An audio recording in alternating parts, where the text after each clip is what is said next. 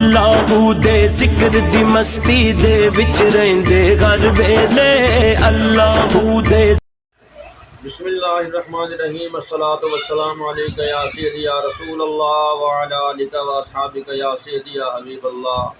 معزز سامعین، حضرت سیدنا ابو ہریرہ رضی اللہ تعالیٰ عنہ فرماتے ہیں کہ کریم آقا صلی اللہ تعالیٰ علیہ وسلم نے ارشاد فرمایا کہ ایک شخص ویرانے میں جا رہا تھا کہ اس نے بادل میں سے غیبی آواز کو سنا کہ فلاں کسان کے باغ کو سیراب کر دے۔ وہ کہتا ہے کہ میں دیکھتا ہوں کہ بادل نے برسنا شروع کر دیا پتھریلی جگہ پر، اور اس پانی وہ جو برسا اور اس کا جو پانی تھا وہ ایک نالے میں آ گیا اور اس نالے کا بہاؤ ایک باغ کی طرف ہو گیا۔ وہ کہتا ہے میں بھی پانی کے ساتھ ساتھ چل دیا۔ جب میں نے دیکھا کہ وہ پانی ایک باغ میں پہنچا ہے اور باغ میں ایک بندہ کام کر رہا ہے، وہ کسان تھا۔ میں نے کسان سے اس کا نام پوچھا۔ کسان نے کہا تو میرا نام کیوں پوچھ رہا ہے؟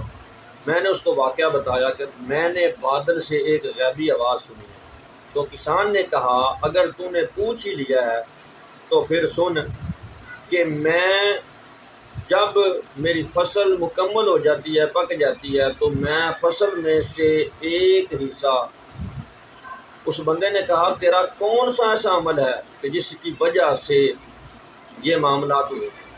تو اس کسان نے جواب دیا، اس نے کہا جب میری فصل پک جاتی ہے تو میں فصل میں سے 4 حصے کرتا ہوں۔ ایک حصہ اللہ کی راہ میں صدقہ کر دیتا ہوں، اور ایک حصہ اپنے لیے، ایک حصہ اپنے اہل و عیال کے لیے، اور ایک حصہ باغ کی کاشت کے لیے رکھ لیتا ہوں۔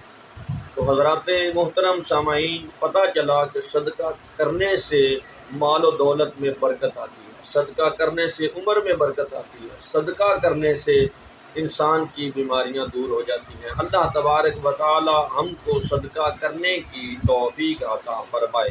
وما توفیقی الا باللہ، جزاک اللہ خیر۔